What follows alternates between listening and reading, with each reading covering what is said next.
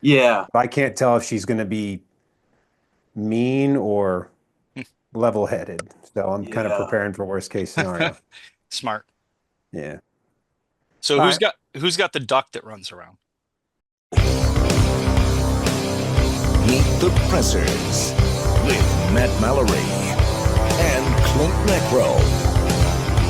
Brought to you by Public Safety and Education and the Trigger Pressers Union.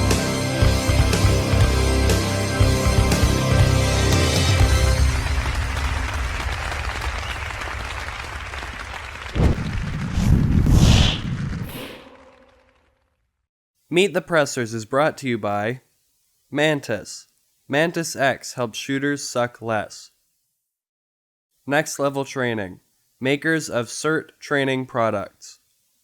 Henry Repeating Arms, made in America or not made at all. XS Sights, fast sights in any light. Meet the Pressers is also brought to you by these fine companies, shows, organizations, and our Patreon members. Thank you. Hey, everybody, this is Meet the Pressers. I'm Matt Mallory, and this is my esteemed co-host, Clint Macro. And this is where Second Amendment people get together and talk about political activism, faith, gear, guns, gadgets, training, all that fun stuff. We have some awesome guests right now. We're going to talk a little bit about the political aspect of it, and obviously guns too. And Clint's going to go ahead and introduce them right now. Activision was like a video game back when we were It kids, right? was, Yeah, yeah, political yeah, Activision. yeah, Well, we're not going to talk about political video games, but we're going to right. talk about some politics here today. And we have two great special guests, Darin Goens and Dave Conte, both with the National Rifle Association, the ILA, to be more specific.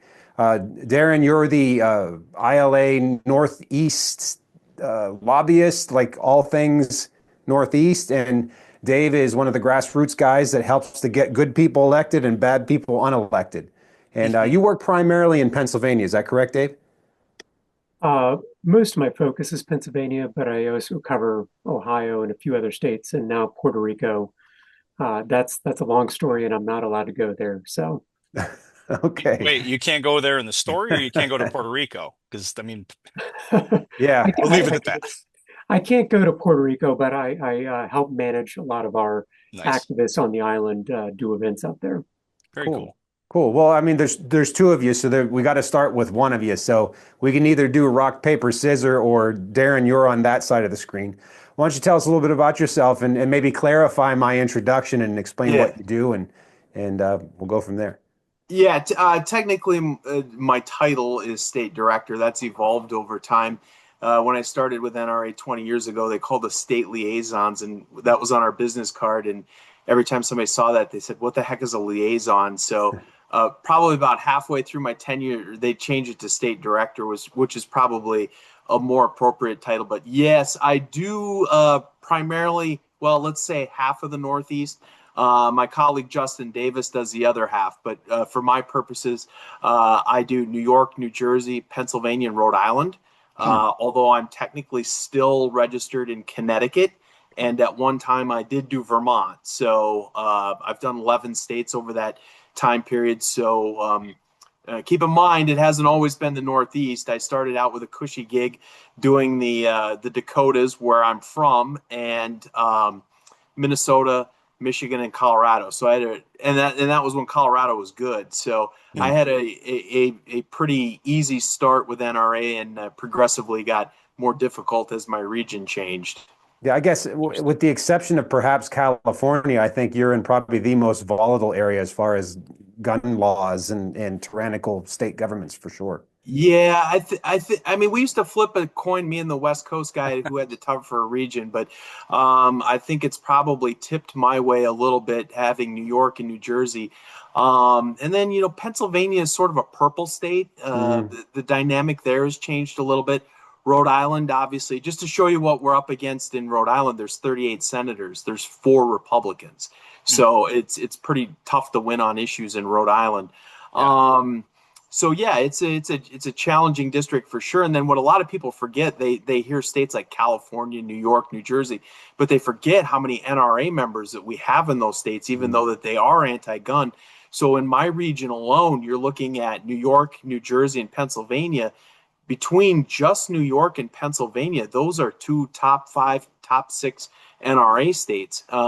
We have a lot of members packed in those states, even though New York, most people think, your NRA is not that strong there, but we have a lot of members. And California is our second biggest membership state. Even though they're anti-gun, we have a lot of members there. Well, and on the registration page for all of my classes, I have, if you're not an NRA member, click here to become one. So I get that little monthly check from the NRA as a recruiter. And in all my classes, I make sure I tell them, or actually I give them a candy if they know, but nobody ever knows. I ask them, does anybody know where the NRA was founded? And they're all like, Hawaii, California, Texas, Florida, all over the place. And I'm like, you'll never guess. And like, you'll never guess. And then finally like, New York? I'm like, yeah. Anybody New know York City.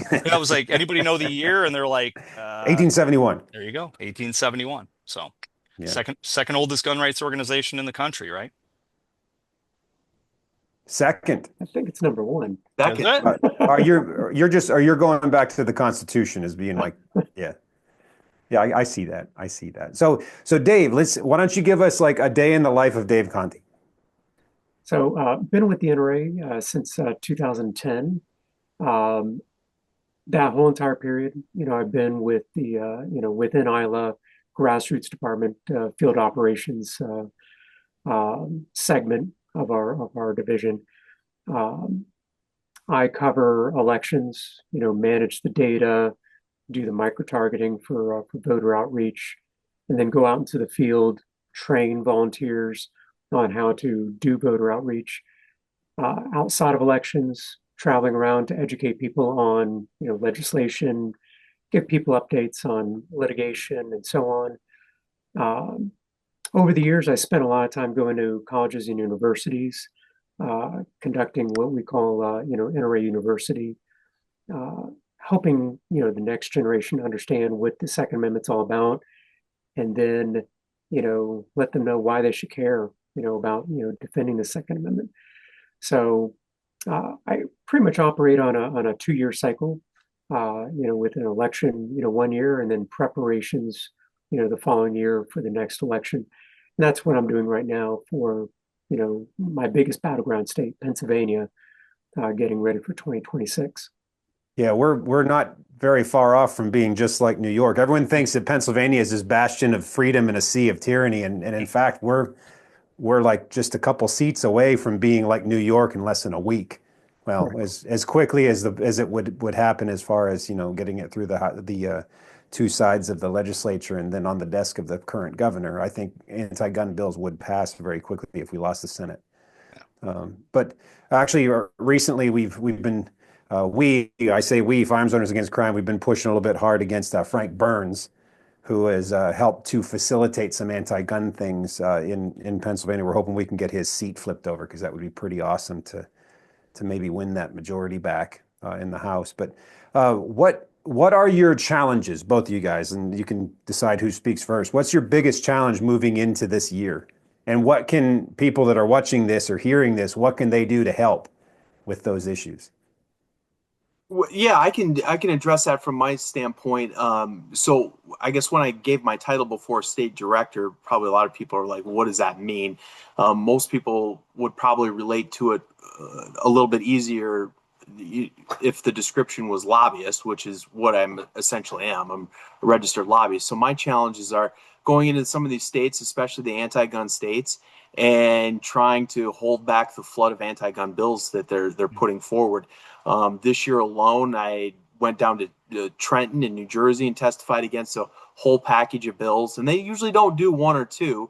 It's usually a full agenda of multiple bills on multiple issues. The problem is the blue states have gotten bluer and the red states have gotten redder. And in some of these blue states where we've had a strong conservative Democrat base that hasn't been crazy about gun control, as their party becomes more and more controlled by progressives, it's harder to fight some of that stuff back. And we're seeing that. And I'm dealing with that, just this week.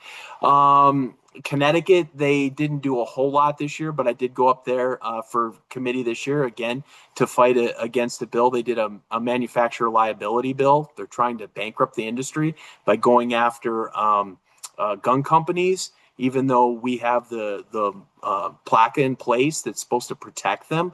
Some of the anti-gun states are still fighting on that issue.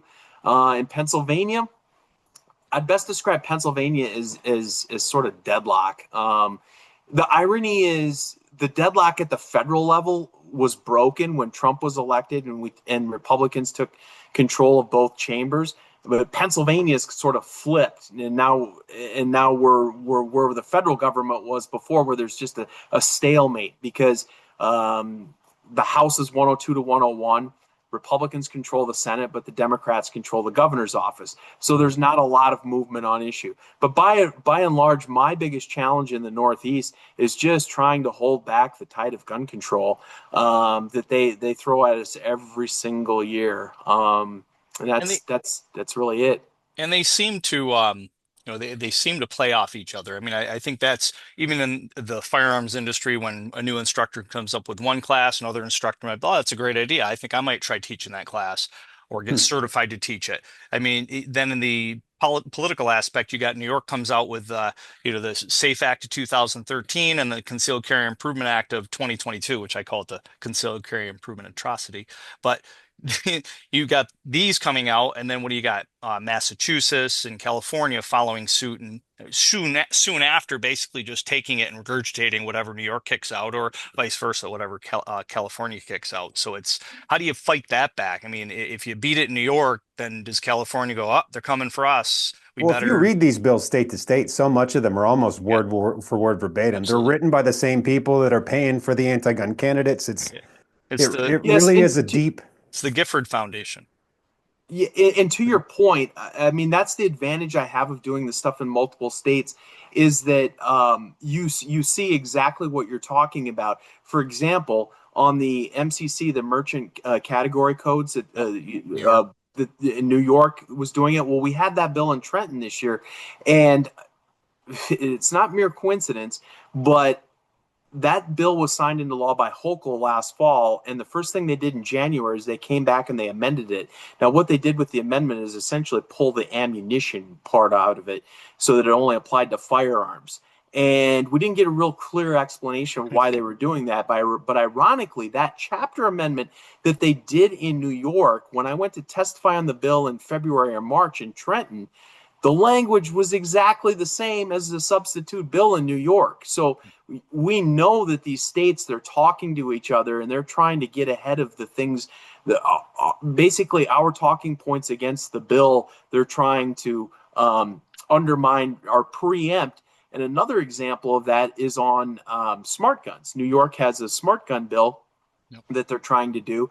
Well, part of the hang up with the smart guns is the technology wasn't there, and they were trying to get forced market acceptance of these firearms, but they had a mandate in saying that once the gun was certified as technologically viable, then you could only sell smart guns. So what happens? New York has a bill up now. They've removed the mandate. They made it a study so that being the cynic that I am, once it's certified as viable, then they put the second component in, which is the forced mandate.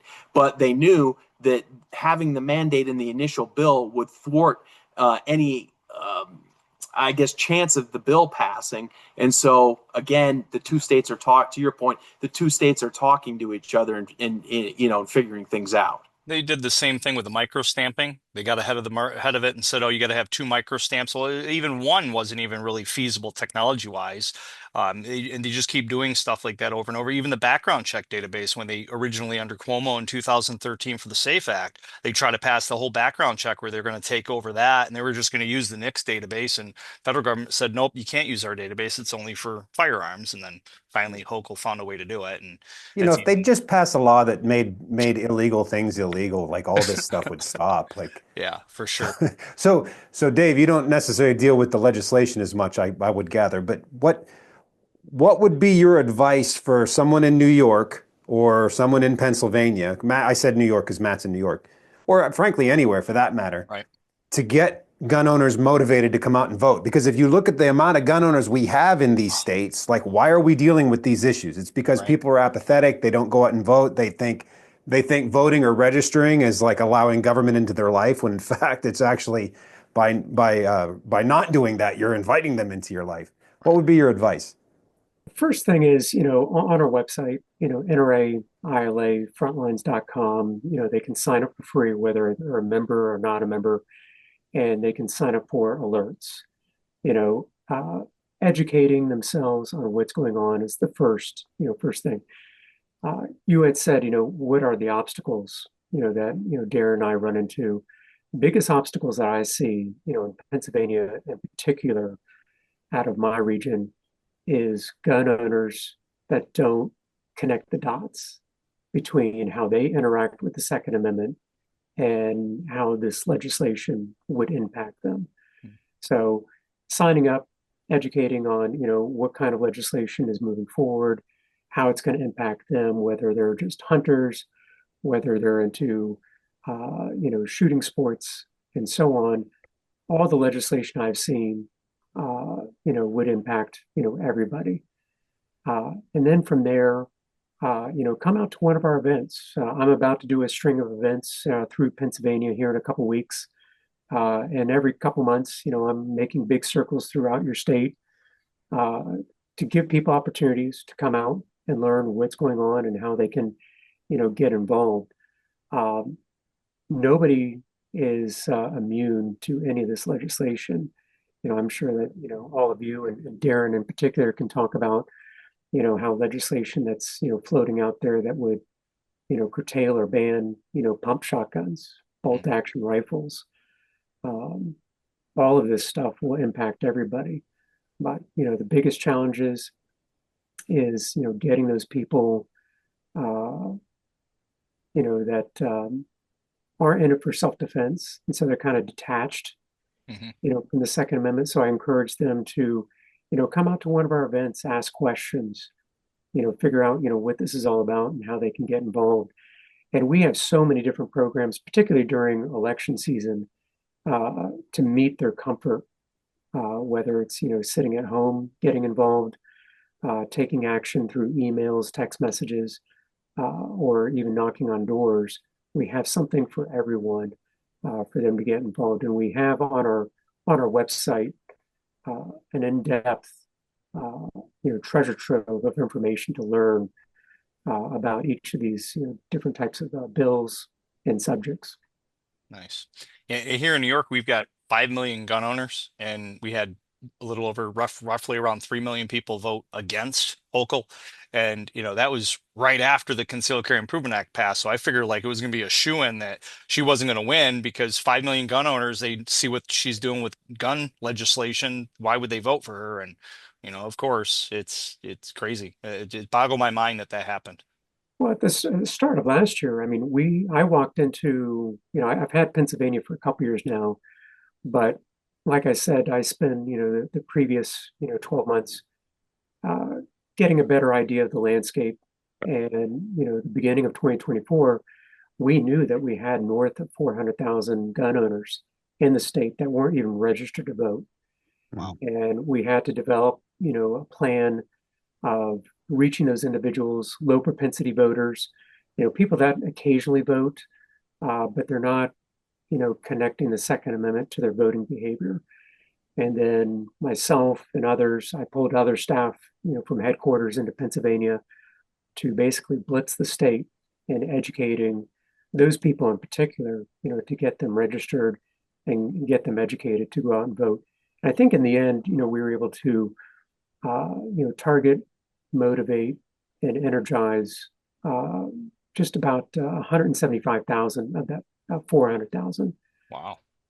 No, that's better than previous years for sure. That's great. And Firearms Owners Against Crime, we've been pushing, get out and vote. And that's been the message we've been pushing too, leading into the election. And like Turning Point USA has been doing a lot of stuff, in the Commonwealth too, to really help motivate people. But I've written extensively about this on the blog on FOAC, but it really is amazing how gun owners, they think, no, they'll never actually take the guns away because the Second Amendment says what it says. But in the meantime, we're getting chipped away at all this other stuff. And if they could ban it, they would ban it because people don't get a chance to speak to the legislators. That's a thing.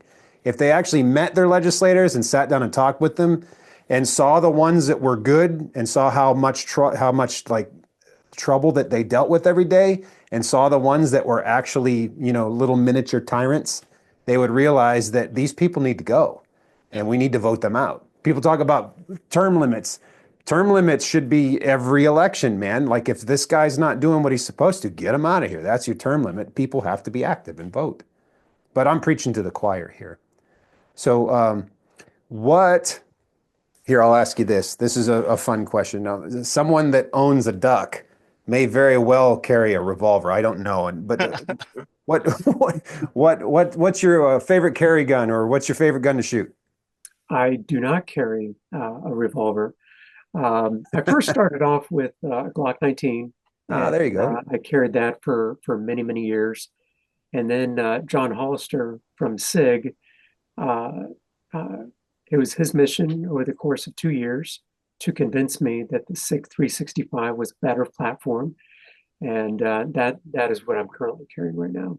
Oh, okay. Yeah, it fits nice in a lot of hands, a lot of capacity there. Yeah. Oh, yeah. So Darin, Darin? I have to ask you the same question now. Yeah, New Jersey carry is a very recent thing here because, as everybody knows, pre-Bruin, we were probably the worst carry state in the entire country. There were only about 1,200 permits out of a state of 9 million. States like California, New York, you could still get carry permits. New Jersey, right, you couldn't. But I always had a Florida permit, so I like the M&P, the Smith and Wesson. That's what I have. Okay, solid gun. Yeah. Now, I will say though, if I can just take a full frame gun and go to be accurate, go to the target, I like my Glock. I feel like it's very, very accurate. The smaller guns, you lose a little bit of accuracy. You definitely have to practice with them, and they're comfortable to carry and stuff. But I wish I could lug around the Glock everywhere I went because I'd feel better about that. But that's where I'm at. Well, we'll have to start getting you carrying appendix. You can fit a lot of gun down the front of your pants. Yeah. Yeah, but both modern striker fired semi-automatics, polymer guns lacking a safety or an external thumb safety, I should clarify. Yeah. 9mm. Like that's what I would recommend to just about anyone that I come across. Same. Yeah, most certainly. So you had mentioned about the SIG. I was going to make a funny SIG joke, but I'm not. Oh, yeah.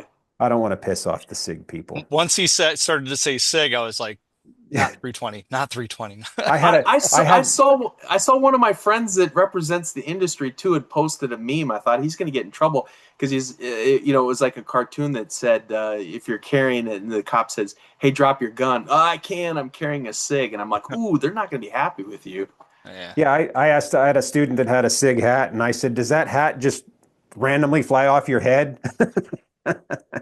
He didn't get it. You guys didn't get it either, but there you have it. Both of you guys, maybe we'll start with David. What would you say to somebody out there or other people like us, instructors, to help try to get that movement going? Because I try to do it in classes, and I know Klint does too, to try to, hey, you're going to vote. When we vote, well, the sticker, and then post it on the internet and try to drive that. But what is there any like magic sauce to push people over the edge more? Maybe tell them to take the day off of work so they don't forget, or put a reminder in their calendar. I mean, what do you suggest?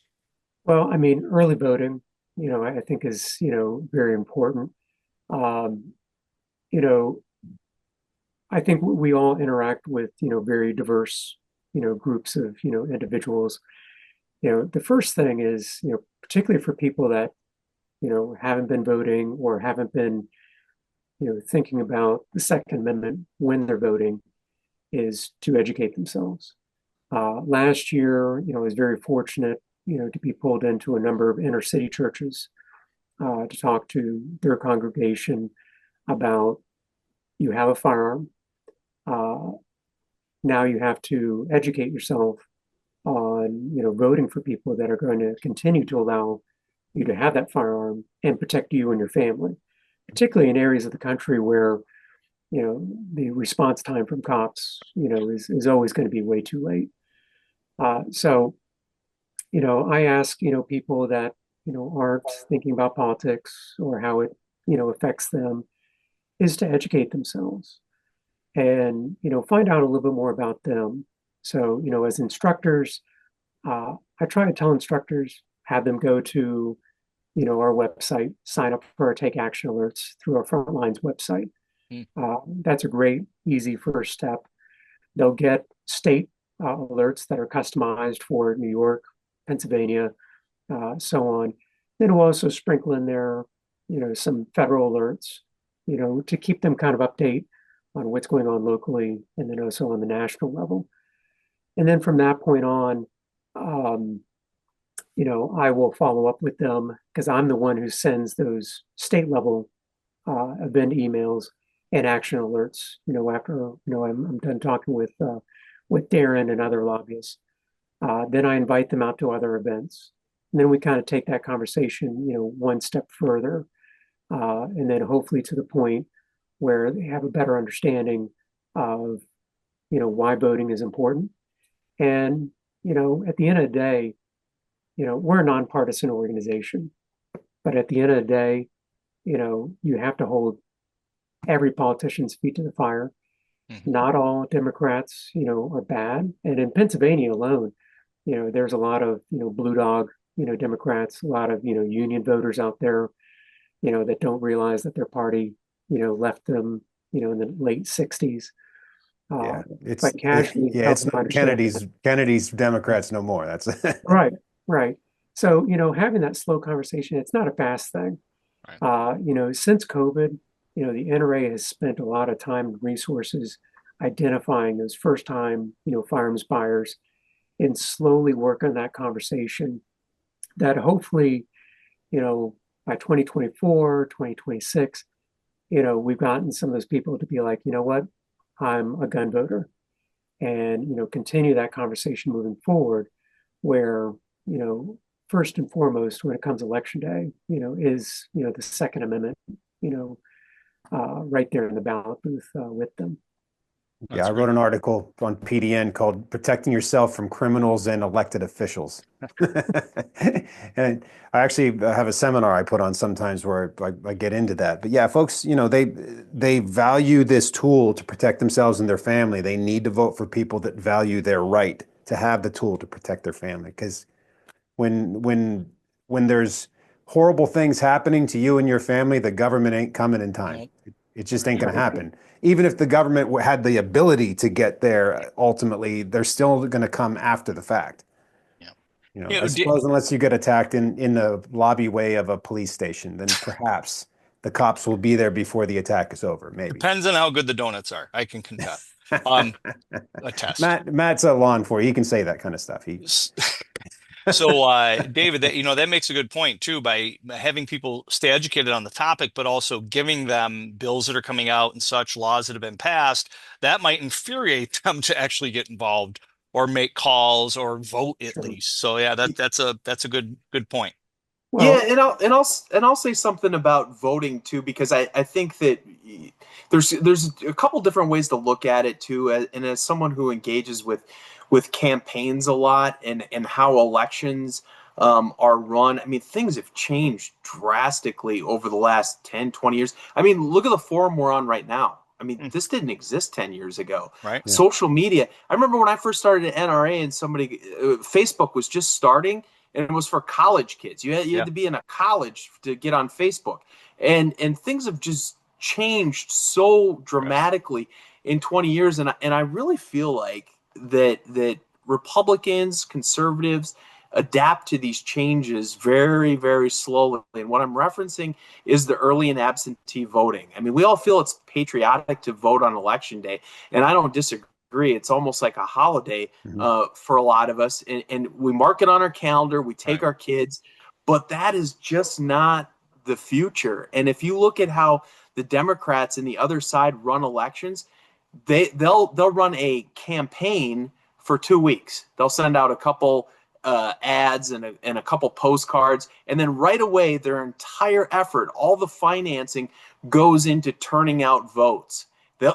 They go to places and they distribute voter registration. They make sure that the people turn them in, and the whole effort switches to getting ballots returned and not campaigning. And I felt like for a long time, our side of the issue, we would have these debates, we'd have public forums, we would have, keep running commercials and doing what we do when the other side is they're running up the score before the game even starts.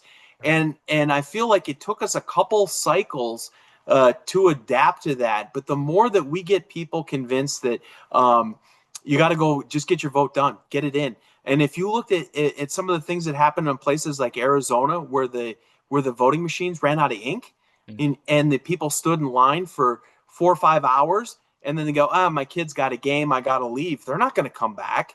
And you could easily take care of that by banking your vote early and getting it done.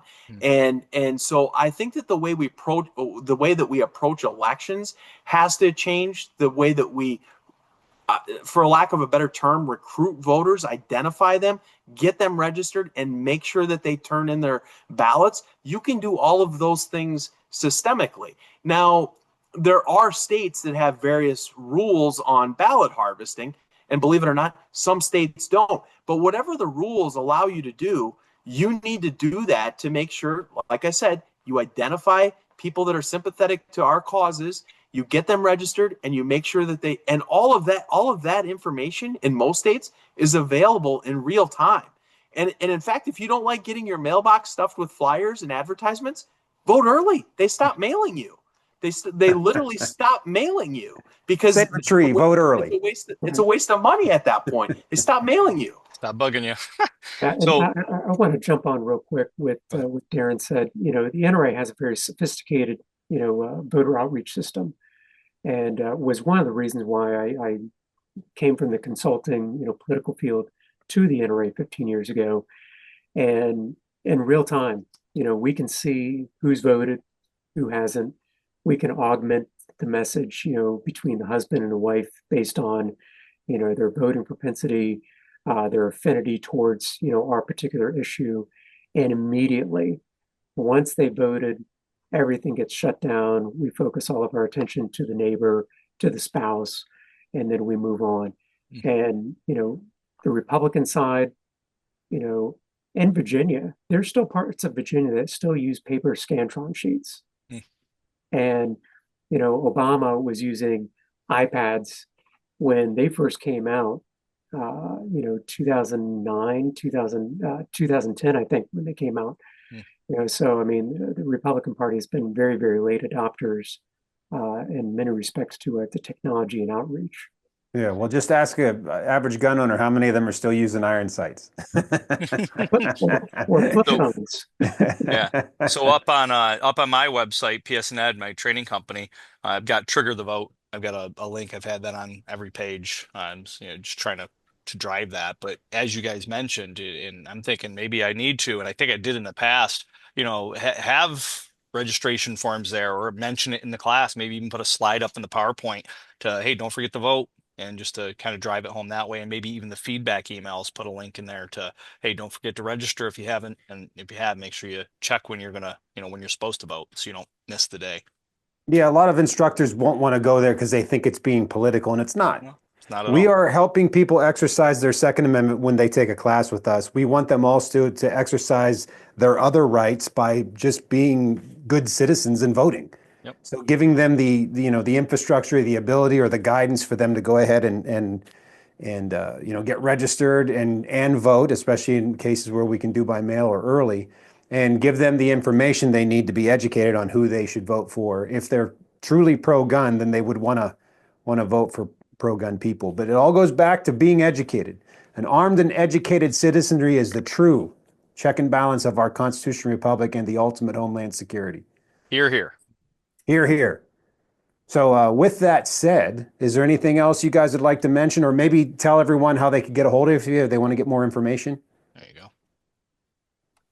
Sure. I'll start. I'll give you my email. So it's dgoens@nrahq.org. So it's dgoens@nrahq.org. I'm bold.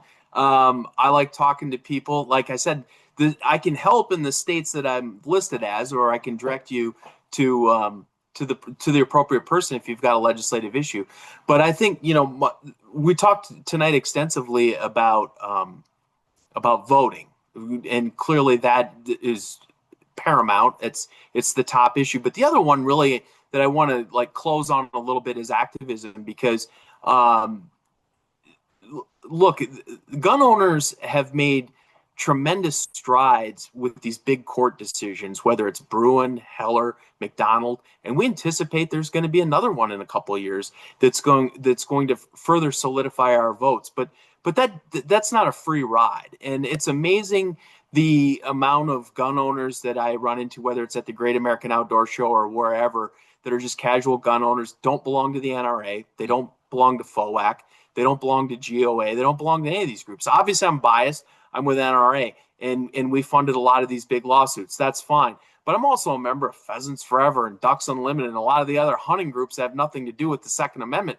My point is, all of these groups contribute to the fight, and you got to at least be in the fight, right? And I think you guys brought it up earlier, how many gun owners there are in the country, and if you look at how many of them are members of the NRA, it's shockingly a small percentage. I mean, in New Jersey, we have 9 million residents in this state, and they estimate that there's about 1 million gun owners. Imagine if all those members were NRA members. Even a state like New Jersey, we'd be wiping out the other side with that many. But instead of that, there's always this sort of infighting that goes on in competitiveness. And I've really, in my states, tried to bridge the gap with a lot of the other groups, working together. And it's always amazing to me if I look at the other side, these Bloomberg groups, there's no infighting. No. Not that I can see. They're working in tandem, hand in hand, like robots, drinking the Kool-Aid. But gun guys, we fight about which guns we like better, which group does a better job. And like I said, I really appreciate that, NRA is clearly the biggest gun group in the country, numbers wise. And we've really put our muster behind some of these big court decisions that have really changed the playing field. Bruen, Heller, McDonald. But my message is, set all that aside. You got to be a member. You got to get in the fight. Right. And however you feel, whether that's walking and knocking on doors, joining a group, voting, do your part. Nobody gets a free lunch. It's not a free ride. And it's amazing to me that people that call when they run into some sort of an issue, and they'll call me up and say, "Hey, Darin, I need help with this." Great. How long have you been an NRA member? Well, I'm not a member. I mean, they're calling up groups looking for help, and they're not even a member of the group. Right. And but we need those resources to keep fighting these battles. Everybody says, "Well, we lost in the legislature. Just sue." Well, just suing costs money. I mean, we got to fund these fights. Very expensive. Yeah. I know that for sure in Pennsylvania. That's for sure. So before I finish my wrap up, Dave, is there anything you'd like to offer here and contact information? Yeah, they can contact me at Conte, CONTE at NRAHQ.org. And then, I can help them understand all the different volunteer opportunities in their states, ranging from, getting involved in elections, helping us out with events, or being, the tip of the spear with our Frontlines Activist Leader Program, being that conduit and that liaison between us and their local communities. And by the way, all complaints should be directed toward Dave, and all praise and glory should be directed toward my email account. That's funny. Yeah, that's funny. Yeah. Well, I'd like to say on behalf of Firearms Owners Against Crime, I'm the vice president.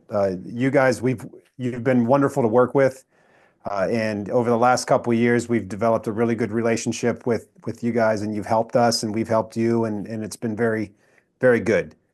So I really appreciate that.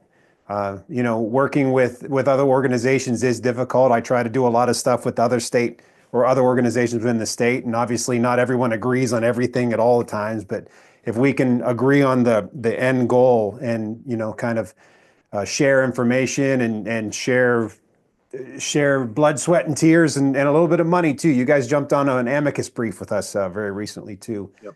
in the Pennsylvania Supreme Court. So I look forward to continuing to work together with you guys for a long time, and let's get these tyrants out of here. Absolutely. I wholeheartedly agree. Super. It's great having you guys. Keep up the good fight, and let us know if there's anything else we can do. All right. Thanks, gentlemen. Appreciate you having us on this evening. Absolutely. Yeah, thanks for coming. You. Stay safe. Bye. There's lots of sponsors that make this show possible, like Mantis, Next Level Training, like Henry, like XS Sites. Check them out and give them your business. Meet the Pressers is brought to you by Mantis. Mantis X helps shooters suck less. Next Level Training. Makers of CERT training products. Henry Repeating Arms. Made in America or not made at all. XS Sites. Fast sights in any light. Meet the Pressers is also brought to you by these fine companies, shows, organizations, and our Patreon members. Thank you. Thanks for watching the show. Make sure you like, subscribe, share, and click that little bell thingy so you know when the next episode's coming out. Support us on Patreon. Come to one of our classes. Host us to come to you and do one of our classes at your location. And until next time, Adieu. Thank you for watching Meet the Pressers.